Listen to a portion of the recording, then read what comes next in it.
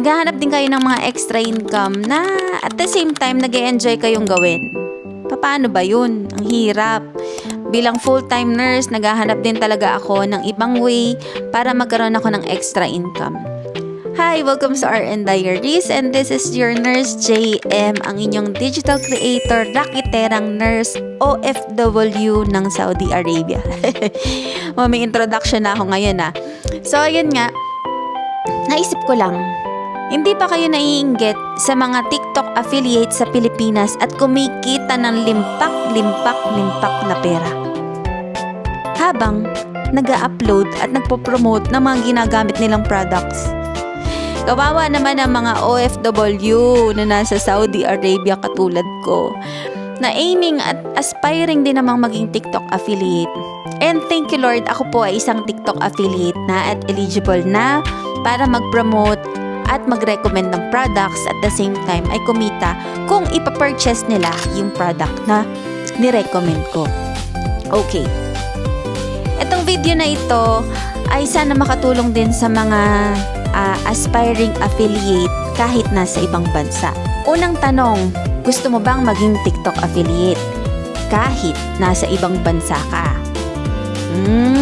Siyempre, sino ba naman ang aayaw ng extra income? Una nating pag-uusapan ay kung papaano maging eligible na maging TikTok affiliate kay TikTok. Pwede naman din ako mag-share. May karapatan na ako siguro dahil eligible na ako.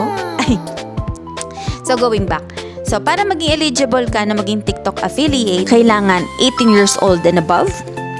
Meron kang ID verification or may valid ID ka na pwedeng i-present.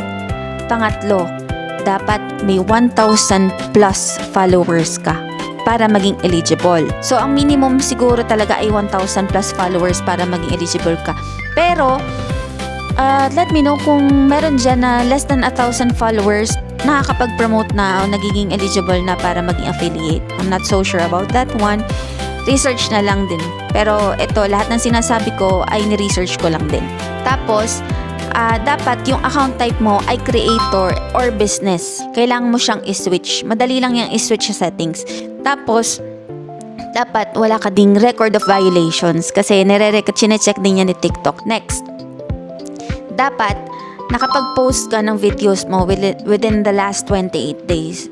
At yung videos na yon dapat may 50 plus views. Uulitin ko, age mo 18 years old and above, may ID verification or may valid ID ka, may 1,000 plus followers ka, dapat ang account type mo kay TikTok ay naka-creator or naka-business, dapat no violations ka, dapat nakapag-post ka ng videos within the last 28 days, and dapat yung videos mo ay 50 plus ang views.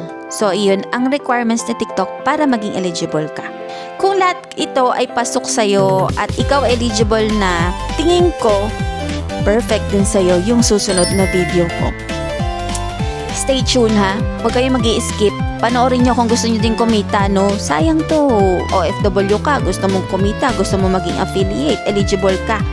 Next video, panoorin mo. See you sa next video. Follow, share, and subscribe.